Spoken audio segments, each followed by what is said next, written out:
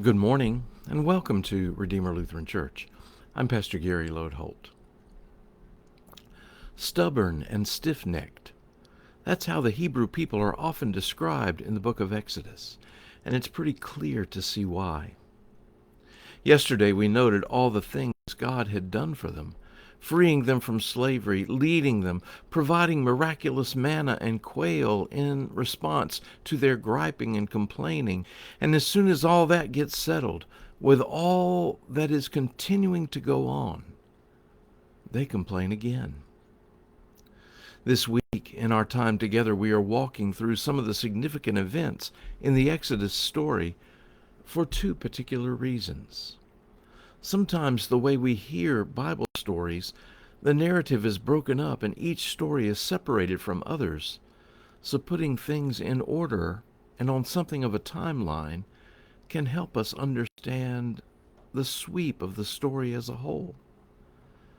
The other reason is that in these stories, we see ourselves, and we have much to learn. So, yesterday, we looked at how in chapter 15 of Exodus, they sang songs of praise to God for how God delivered them from the Egyptian army that was pursuing to bring them back into slavery. Then, in chapter 16, pretty soon after these dramatic events, the people started to complain against Moses and to complain about God. They wanted food, and so God provided manna in the mornings and quail at night. This ongoing miracle didn't stop them from complaining again. Stubborn and stiff-necked indeed. In the very next chapter, chapter 17, they had moved from the place where there were 12 springs to another place called Rephidim. Now we need to realize that they firmly believed that when they went from place to place like that, it was God who was directing them where to go. After all, they are following God who appeared to them in a pillar of smoke by day and a pillar of fire by night.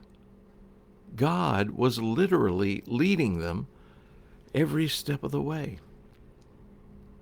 However, when they got to Rephidim, there was no water for them to drink. Well, the complaining started quickly, and even more quickly got out of hand.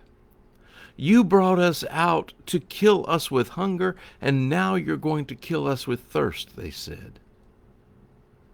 Moses said to them, Why do you quarrel with me? Why do you test the Lord? What Moses meant was that God had taken care of them so far, and yet their trust was weak and faltering. They wanted God to do something else spectacular to save them again. You know, that's not too far from us either. Sometimes we need to be told over and over again that we are loved and appreciated. Perhaps they needed that. Perhaps they needed the assurance of another miracle to tell them that God loved them still. We know things were getting out of hand because when Moses took the complaint to God, he commented that the people were so worked up that they were about to stone him. What shall I do with this people? He asked God. It sounds to me like stubborn and stiff-necked was the perfect way to describe them. God told Moses to take his staff and strike a rock with it. So Moses gathered all the elders, took them to the rock that God specified, struck it, and water gushed forth, and the people could drink. Then Moses named that place. He called the place Masseh and Meribah. Masseh means test. Meribah means quarrel. It would be remembered forever that there the people tested and quarreled with God. It would be easy for us to look down on those people, except we are so much like them. It's clear that God remembered them and looked out for their needs. Maybe again we should trust in that too, instead of being so stubborn and stiff-neckedly self-reliant. Now, there is nowhere in the Bible that explicitly says this, but the tradition grew up in Israel that wherever the Hebrew people went after that, during their wilderness wandering, that while the pillar of smoke and fire went before them, the rock gushing water followed after them. In 1 Corinthians, St. Paul makes an oblique reference to this tradition, comparing Jesus to the rock who slakes our spiritual thirst.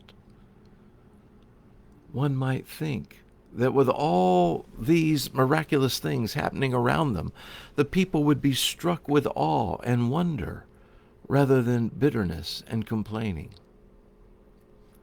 But then we are surrounded by God's miracles every day, and yet, if we are honest, we often find ourselves complacent and blasé about God. We tend to cry out for God when we suddenly need God in the face of a crisis. Where are you now? We cry out, as if the whole world revolves around us. God does love us, but we cannot presume upon that. What a stubborn and stiff-necked people we are. Take notice of God all around us and respond in thanksgiving and praise. Thanks for watching, and remember to let this day belong to God.